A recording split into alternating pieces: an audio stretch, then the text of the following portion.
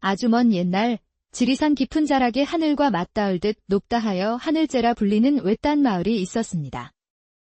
그곳에는 남편을 일찍 여의고 어린 아들 민준과 단둘이 살아가는 젊은 과부 박소희가 살고 있었죠.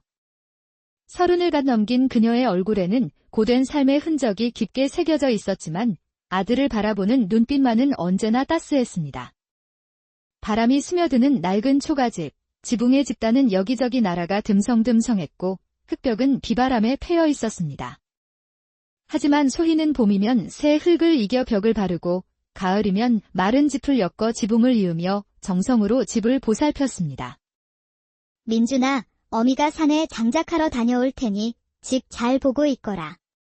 춥지 않게 아궁이에 불씨 꺼뜨리지 말고. 소희는 동이 트기 전 등에 지게를 지고 매서운 겨울산으로 향했습니다.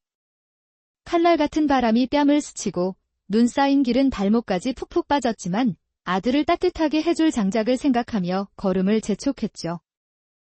어머니, 조심히 다녀오세요. 제가 아궁이 잘 지킬게요. 8살 민주는 어머니의 뒷모습이 사라질 때까지 문간에 서서 손을 흔들었습니다. 소희는 얼어붙은 손을 호호 불어가며 마른 나뭇가지를 모아지게에 가득 채웠습니다. 그 무게의 등이 휠 것 같았지만 그녀의 발걸음은 단단했습니다. 집에 돌아온 그녀는 잠시 허리를 펼 틈도 없이 마을 부잣집으로 향했습니다. 아이고, 박씨 왔는가? 예, 마님. 염려 마십시오. 손가락 마디마디가 시리고 갈라져 피가 배어나와도 소희는 멈추지 않았습니다. 어머니, 오늘 죽은 정말 맛있어요. 오냐, 저녁 식사 후 소희는 아들의 발을 보며 말했습니다. 민준이 신은 집시는 바닥이 다 닳아 구멍이 숭숭 뚫려 있었죠. 서당해요. 그날 밤 민준이 잠든 후 소희는 희미한 등불 아래에서 새끼줄을 꼬기 시작했습니다. 아들이 서당에 신고 갈 새 집신을 만들기 위해서였죠. 혼잣말, 이 집신이 우리 아들의 발을 지켜주고 훌륭한 길로 이끌어주렴. 거친 새끼줄에 손가락이 베이고 찔려도 그녀는 한 올 한 올 정성을 다해 집신을 엮었습니다. 그것은 단순한 신발이 아니라 아들을 향한 어머니의 사랑과 희생 그 자체였습니다. 그의 겨울은 유난히 혹독했습니다. 눈은 쉼없이 내렸고 온 마을이 하얗게 파묻혔습니다. 어머니, 발이 너무 시려워요. 집신에 또 구멍이 났어요. 민주는 서당에서 돌아와 꽁꽁 언 발을 동동 구르며 투정을 부렸습니다. 며칠 전 새로 엮어준 집신은 거친 산길의 돌멩이에 금세 닳아버린 것이죠. 어디 보자. 우리 아들 고생이 많구나. 어미가 오늘 밤 다시 단단하게 꿰매줄게. 소희는 아들의 차가운 발을 두 손으로 감싸 호호 불어주었습니다. 아들의 고통에 그녀의 마음은 미어졌습니다. 그날 밤도 그 다음 날 밤도 소희의 바느질은 계속되었습니다. 집신이 닳으면 꿰매고 닳으면 또 꿰매는 일이 겨울 내내 반복되었습니다. 어머니, 왜 매번 이렇게 힘들게 집신을 꿰매세요? 그냥 새 것들 사면 안 돼. 우리 형편의 새 집신은 사칠한다.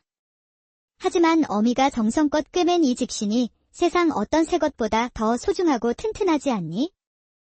네. 어머니. 어머니가 꿰매주신 집신이 세상에서 제일 좋아요. 민주는 어머니의 깊은 사랑을 이해했습니다. 비록 낡고 해졌지만 그 집신에는 세상 그 어떤 신발보다 따뜻한 어머니의 마음이 담겨 있었습니다.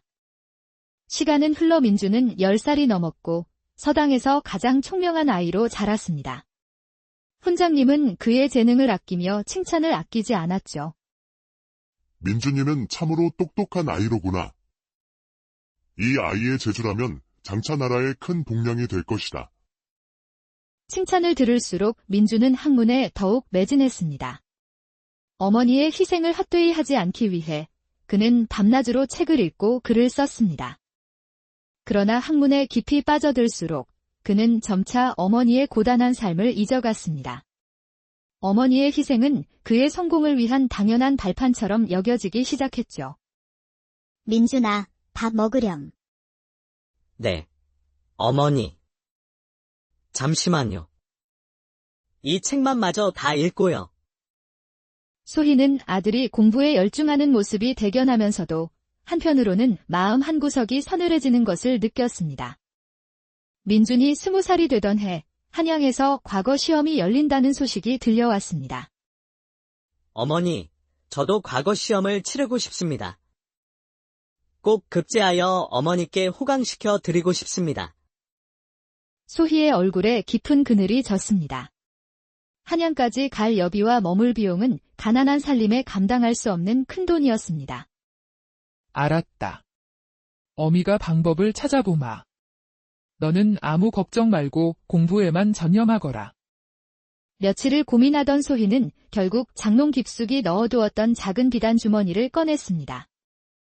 그 안에는 남편이 남긴 유일한 유품이자 시어머니께서 물려주신 작은 옥비녀가 들어있었죠. 혼잣말, 서방님, 죄송합니다. 하지만 우리 민준이의 앞날을 위해서이니 부디 용서해 주십시오. 소희는 눈물을 머금고 옥비녀를 팔아 아들의 여비를 마련했습니다. 그리고 밤을 새워 새 옷을 짓고 가장 튼튼한 새끼줄로 마지막 집신을 엮었습니다. 떠나는 날 새벽, 민주는 어머니가 지어준 옷을 입고 새 집신을 신었습니다. 어머니, 이 은혜는 평생 잊지 않겠습니다. 꼭 장원급제하여 돌아오겠습니다. 오냐, 내 아들. 어미는 널 믿는다. 몸 조심하거라. 소희는 아들의 뒷모습이 산길 너머로 사라질 때까지 하염없이 그 자리에 서 있었습니다. 한양에 도착한 민주는 어머니의 희생을 떠올리며 잠을 줄여가며 공부에 매달렸습니다. 그리고 마침내 그의 노력은 결실을 맺었습니다. 과거 시험장에서 그의 이름이 가장 높은 곳에 울려 퍼졌습니다. 장원급제였습니다. 이번 과거의 장원은 지리산 하늘제 마을 출신 이민준이요. 민주는 믿을 수 없었습니다. 가슴이 터질 듯 기뻤고 가장 먼저 어머니의 얼굴이 떠올랐습니다. 혼잣말, 어머니. 제가 해냈습니다. 이제 정말 어머니께 효도할 수 있게 되었습니다. 장원급제한 민주는 붉은 비단옷을 입고 어사화를 쓴 채 316가를 돌았습니다. 한양의 모든 백성이 그의 앞날을 축복했죠. 저기 보게. 이번 장원이라네. 아주 늠름하구만. 저런 아들을 둔 부모는 얼마나 기쁠꼬. 민주는 곧 높은 관직에 올랐고 바쁜 나날을 보냈습니다. 처음으로 넉넉한 녹봉을 받자 그는 어머니께 드릴 선물을 가장 먼저 생각했습니다. 혼잣말, 평생 낡은 집신만 신고 고생하신 우리 어머니. 세상에서 가장 귀한 신을 선물해 드려야겠다. 민주는 한양에서 가장 솜씨 좋은 장인을 찾아가 특별한 부탁을 했습니다. 장인어른, 제 어머니를 위해 순금으로 신을 한 켤레 만들어 주실 수 있겠습니까? 순금으로 만든 신이라 하셨습니까? 그런 것은 평생 만들어 본 적이 없습니다만. 제 어머니의 고생하신 발에 세상에서 가장 귀한 것을 신겨드리고 싶습니다. 값은 얼마가 들어도 좋으니 부디 만들어 주십시오. 민준의 효심에 감동한 장인은 몇 달에 걸쳐 정교하고 아름다운 황금신을 만들었습니다. 햇빛 아래서 눈부시게 빛나는 그 신은 세상 어떤 보물보다 화려했죠. 한편 하늘제 마을의 소희는 아들이 떠난 후 홀로 힘겨운 시간을 보내고 있었습니다. 아들의 성공 소식은 들었지만 그녀의 몸은 이미 쇠약해질 대로 쇠약해져 있었습니다. 기침하며 우리 민준이 잘 지내겠지? 보고 싶군. 그해 겨울은 유난히 춥고 길었습니다. 소희는 알아누운 채 문밖만 하염없이 바라보며 아들을 기다렸습니다. 손에는 미처 다 엮지 못한 집신 한 짝이 들려 있었죠. 1년이 지난 후 민주는 황금신과 온갖 비단, 귀한 약재를 가득 싣고 금이 환양했습니다.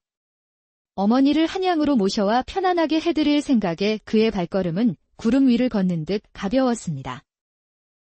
혼잣말, 어머니께서 이 황금신을 보시면 얼마나 기뻐하실까? 그러나 오랜만에 찾은 고향 마을은 이상하리만치 고요했습니다. 불안한 마음에 집으로 달려간 민준이 마주한 것은 굳게 닫힌 대문과 잡초가 무성한 텅 빈 마당이었습니다. 어머니, 제가 왔습니다. 민준이가 왔어요. 아무 대답이 없자 민준은 담을 넘어 집 안으로 들어갔습니다. 방 안은 싸늘하게 식어 있었고 어머니의 모습은 어디에도 보이지 않았습니다. 그때 이웃집 노인이 다가와 슬픈 표정으로 말했습니다. 아이고, 민준 도련님. 이제야 오셨는가? 자네 어머님은 지난 겨울에 돌아가셨다네. 그 말은 민준에게 마치 하늘이 무너지는 소리 같았습니다.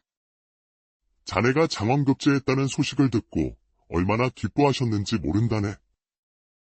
마지막까지 자네 자랑만 하시다 홀로 외롭게 눈을 감으셨어. 민준은 그 자리에 주저앉았습니다. 손에 들린 화려한 황금신 상자가 천근만근 무겁게 느껴졌습니다. 텅 빈 방 안, 어머니가 쓰시던 자리에는 낡고해진 집신 한 켤레와 만들다 만 집신 한 짝이 덩그러니 놓여 있었습니다. 어머니. 제가 너무 늦었습니다. 제가 잘못했습니다. 민준은 낡은 집신을 끌어안고 목 놓아 울었습니다.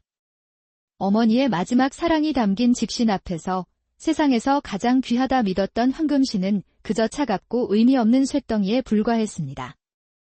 그는 어머니의 소박한 무덤을 찾아가 황금신을 바치며 밤새도록 눈물을 흘렸습니다. 어머니, 살아계실 때 따뜻한 말 한마디 더 건네지 못하고 곁을 지켜드리지 못한 이 불효자를 용서하지 마십시오. 이후 민준은 관직을 버리고 고향으로 돌아와 평생 어머니의 무덤을 지키며 살았습니다.